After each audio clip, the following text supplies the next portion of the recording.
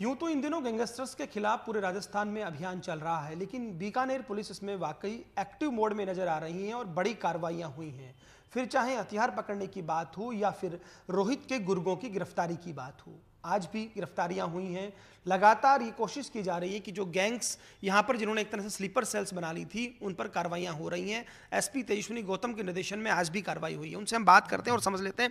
Ma'am, लगातार आप लोग चोट कर रहे हैं, आज की कार्रवाई को पहले हम समझना चाहेंगे। 4 पहले भी गिरफ्तार किए थे, टोटल इस मिलाकर एक कड़ी में कितनी गिरफ्तारियां हुई हैं, कितने हथियार जो हैं आपने बरामद किए हैं? देखिए, ये कल हमने बीचवाल थाने में एक एफआईआर दर्ज की थी जिसमें 4 लोगों को गिरफ्तार किया था जिनके पास भारी मात्रा में हथियार और जिंदा कारतूस मिले थे। और इन्वेस्टिगेशन अभी एसएचओ नया शहर कर रहे हैं, जिन्होंने आज 2 लोगों को और गिरफ्तार किया और एक व्यक्ति को और राउंड अप किया है। और ये सारे ही रोहित गोदारा गैंग के जो मेन गुर्गे हैं, दानाराम और अमरजीत, इनसे लगातार संपर्क में हैं और कोई बड़ी घटना करने की फिराक में थे बीकानेर या आसपास। तो जब ये गैंगस्टर्स को फॉलो करने वालों के खिलाफ जो हमारा ये अभियान लगातार चल रहा है, उसमें हमने इनको चिन्हित किया। हमारे पास मुखबिर के द्वारा सूचना आई, हमने जब इनको पकड़ा और हमारे अनुसंधान से और भी कड़ियाँ इनकी आती गईं, तो ये समझ में आ रहा है कि जैसे नए लोगों को, स्पेशली वो नए युवा लड़के जिनके खिलाफ कोई आपराधिक रिकॉर्ड नहीं है, उनको टारगेट करके, उनको एज अ टूल यूज़ करके मोहरा बना के इनका इस्तेमाल किया जा रहा है। अच्छा, इसमें एक चीज़ और है, पहले भी आया था कि जो नाबालिग बच्चे हैं उन पर भी एक मोडस ऑफेंडी थी कि उनको भी इस्तेमाल किया जा रहा है। तो इसको लेकर आप क्या कर रहे हैं? और दूसरी एक चुनौती अभी आ गई कि कई ऐसे हैं जिनके पेरेंट्स पुलिस में हैं या कोई ना कोई घर पुलिस में है, तो इसको लेकर ये भी एक नई चुनौती आ गई है। 80 के दशक की फिल्मों में ऐसा होता था उस तरह की। तो इसके लिए आप चूंकि खुद एक्टिव भी रहती हैं, कुछ अपने तरीके से संदेश देने की कोशिश करती हैं, चाहे आप सोशल मीडिया पर हो, तो इसके लिए की प्लानिंग है कोई?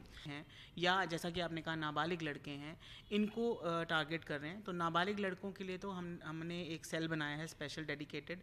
आईजी साहब के ऑफिस में भी वो सेल बना है। जैसा कि आपने कहा कि दूसरा ट्रेंड ये बहुत इंपॉर्टेंट हो गया है कि पुलिस परिवार के बच्चे या पुलिस रिलेटिव्स के माध्यम से गैंगस्टर्स इनको ल्योर कर रहे हैं, इनको मोहरा बना रहे हैं। तो बहुत आसान है कि पुलिस की नाकाबंदी चल रही है, तो अगर परिवार का ही बच्चा जा रहा है या उसकी गाड़ी है, मोटरसाइकिल है, तो उसको पुलिस वाले शक भी नहीं करेंगे और छोड़ भी देंगे या नाकाबंदी में चेक भी नहीं करेंगे। तो इसी माइंडसेट को मिसयूज़ कर रहे हैं वो। इसके लिए हमने एक स्ट्रैटेजी बनाई है कि हम इनकी काउंसलिंग करेंगे, हम सख्त से सख्त कानूनी कार्रवाई उनके खिलाफ करेंगे। और अगर किसी पुलिसकर्मी का या उसके पिताजी का या परिवारजन का भी कोई इन्वॉल्वमेंट आता है, तो उसके खिलाफ भी डिसिप्लिनरी एक्शन तो अब हम लेंगे ही लेंगे। अच्छा, जो चलिए, कोई अपील आप करना चाहें, क्योंकि जिस तरह से चल रहा है, खासकर युवाओं से, महिलाओं से कुछ कहना चाहें इस विषय को लेकर, किस तरह से आपकी सपोर्ट कर सकते हैं वो लोग? चूँकि आपने एक नंबर भी जारी किया हुआ है, आप खुद भी सोशल मीडिया पर एक्टिव रहती है, उसको लेकर कुछ कहना चाहें? आपके माध्यम से बस अपील इतना ही करना चाहूँगी कि किसी भी तरीके से गैंगस्टर्स के साथ जुड़ना, अपराध की किसी भी तरीके से अपराध की किसी भी लाइन में जाना, मीडिया के हिसाब से या आपको डॉक्यूमेंट्रीज या फिल्म या बॉलीवुड जो आप देखते हैं, वो सिर्फ वहीं तक सीमित है। असली ज़िंदगी में आपको बहुत दुख देगा। कानूनी कार्रवाई आपके खिलाफ इतनी सख्त होगी कि आप उससे कभी बाहर नहीं निकल पाएंगे। एक सामाजिक सोशल स्टिग्मा आपको लग जाता है, आपका परिवार उसमें दुखी होता है। तो कृपया करके इन सब चीज़ों से दूर रहें। कानून और पुलिस इतनी सख्त है कि हम किसी को भी इस तरीके की कार्रवाई करने नहीं देंगे। और जैसा कि हमारा टैगलाइन है कि अब अपराधियों की अब खैर नहीं, तो वाकई में अब खैर नहीं होगी उनकी। चलिए, बहुत शुक्रिया हमसे बात करने के लिए। तो ये थे, देखिए, तेजस्विनी गौतम, जिन्होंने हमसे बात की और बताया किस तरह से गैंगस्टर्स के खिलाफ कार्रवाइयां हो रही हैं। कैमरा पर्सन गुलाम रसूल के साथ Lakshman Raghav, First India News, Bikaner.